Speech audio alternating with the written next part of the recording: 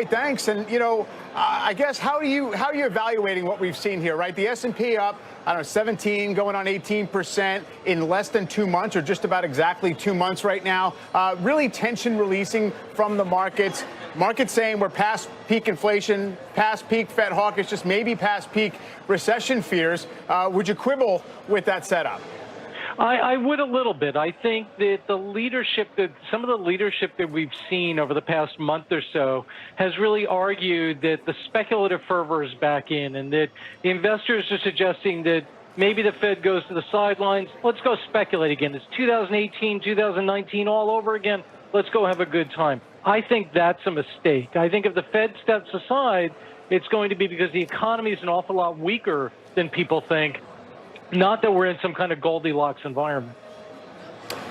There definitely has been a sort of echo boom in some of the more speculative areas of the market. But to me, it looks like a lot of stocks down 80% have doubled off the down 80% level. At the same time, Apple has been one of the leadership stocks, certainly quality, even if it's expensive. And things like industrials working, too. So there's a cyclical message that at least is being attempted to be conveyed by the market. Is that something you think is a bit of a trap, or is that okay? Well, Mike, I think that we're in some kind of a late cycle environment here. This is not the beginning of anything. We're in a late cycle environment. And I think that there's only two certainties as we look out towards the second half of this year into early next year. And certainty number one is the Fed's going to be tightening. Certainty number two, perhaps even more important, is that profits are going to be decelerating. So the question for investors is what works in that environment, right? There's a million different issues that are hair on fire. I know I shouldn't be saying that given my but there's a million issues, but there's only two certainties. And I think the question is what works in that environment? The answer is actually defensive sectors, not growth, not cyclicals, but the one that people tend to ignore, which is defensive sectors. And those that you prefer right now would be just the traditional defensive sectors like healthcare, staples, things like that?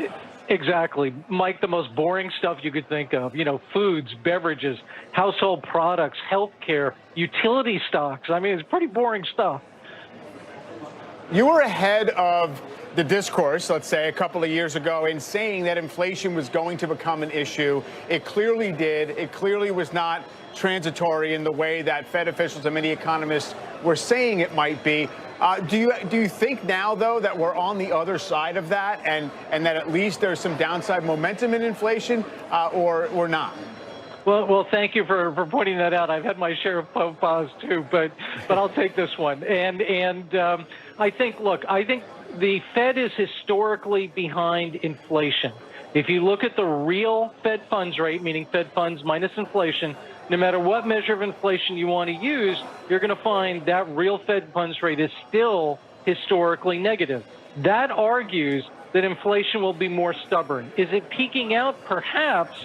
But is it just going to fade away? The real Fed funds rate argues it's not, and that it's going to be a more persistent and stubborn issue than people think. So I think people may have it wrong in thinking that this little mathematical recession that we've had in the first and second quarter this year is the recession. Personally, I think the recession is going to be next year. The real recession is going to be next year, and that's because the Fed is likely to over-tighten. At the same time, profits are decelerating.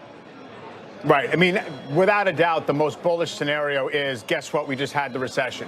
Right. And, that's certainly an arguable point right now. But having had one or just noticing one is usually a bullish spot for the market. So you can't say we're there yet. Now, if the Fed remains behind and you therefore expect the Fed, as officials have been saying, to remain pretty vigilant and just focused on getting rates higher and restraining demand and perhaps muting the strength of the labor market, can we not also interpret the market as saying that's fine, but the economy is now perhaps sturdy enough in the short term to absorb that? In other words, the soft landing scenario, it seemed pretty much a long shot a little while ago, maybe a little bit less of a long shot now. So that you think is wrong-headed as well? Yeah, so I think, Mike, what that misses is that's kind of the traditional soft landing. And what that misses is that we are in a historically tight labor market. And so, some people have said we can't be in a wage and price spiral because wages aren't rising as fast as prices.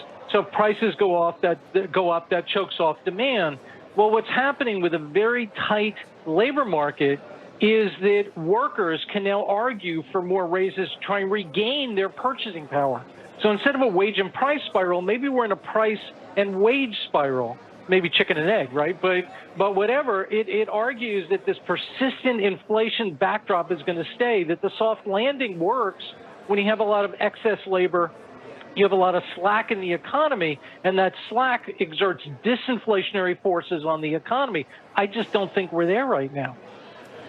If you boil it down to how you think the market is going to proceed from here, it would seem as if either you don't think we've had the true low or that there's not interesting upside from here, because if it's just the boring stuff that you'd prefer to own, that alone is probably not enough for the overall indexes to keep going higher.